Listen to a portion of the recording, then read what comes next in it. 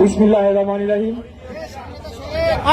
তীব্র দাবদাহে নিম্ন আয়ের মানুষের মধ্যে পানি এবং স্যালাইন বিতরণ কর্মসূচি উপস্থিত সংগ্রামী সভাপতি বীর মুক্তিযোদ্ধা জনাব আব্দুল সালাম, উপস্থিত প্রধান অতিথি বিএনপি সিনিয়র যুগ্ম মহাসচিব অ্যাডভোকেট রুহুল কবির রিজভী সহ উপস্থিত সকল নেতৃবৃন্দ, আসসালামু আলাইকুম।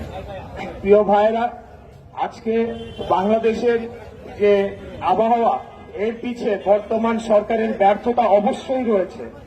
আপনারা জানেন যে অপরিকল্পিত উন্নয়ন, বিভিন্ন জলাশয় ভরাট, বায়ু দূষণ, আবহাওয়া দূষণ নিয়ন্ত্রণে ব্যর্থতা, এবং আপনারা জানেন যে ফারাক্কা বাঁধের নির্মাণের ফলে বাংলাদেশের নদীগুলায় পানি প্রবাহ কমে যাওয়া এবং বাংলাদেশের বিভিন্ন নদীর মধ্যে এখন মরুভূমির মতো বিভিন্ন চর জেগে ওঠা, এই সকল কারণের জন্য আজকে বাংলাদেশের যে আবহাওয়া এবং পরিস্থিতি, সেটি অত্যন্ত ভয়াবহ পর্যায়ে চলে গিয়েছে।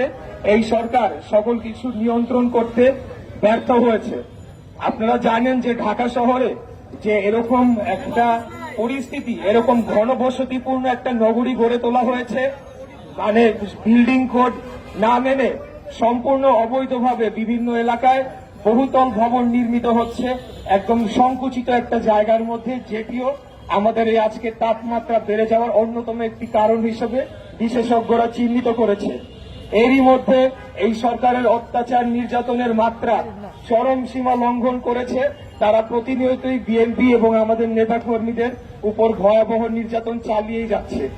আসলে বাংলাদেশের কোনো কষ্ট দুর্দশা হলে তো এই যারা আওয়ামী লীগ সহ যারা এই এখন বর্তমান ক্ষমতায় রয়েছে, তাদের তো কোনো কিছু যায় আসে না, তারা এসি রুমে বসে তারা ছড়ি ঘুরাচ্ছে, কিন্তু কষ্টে আছে বাংলাদেশের সাধারণ নাগরিক, সাধারণ জনগণ।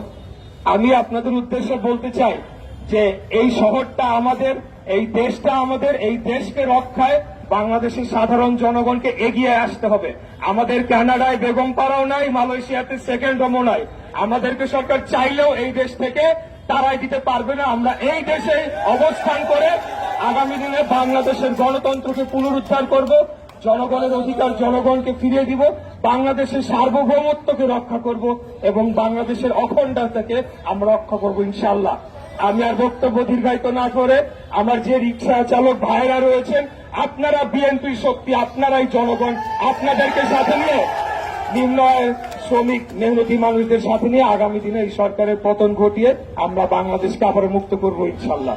আপনাদের সবাইকে ধন্যবাদ, সবাই ভালো থাকবেন, আসসালামু আলাইকুম।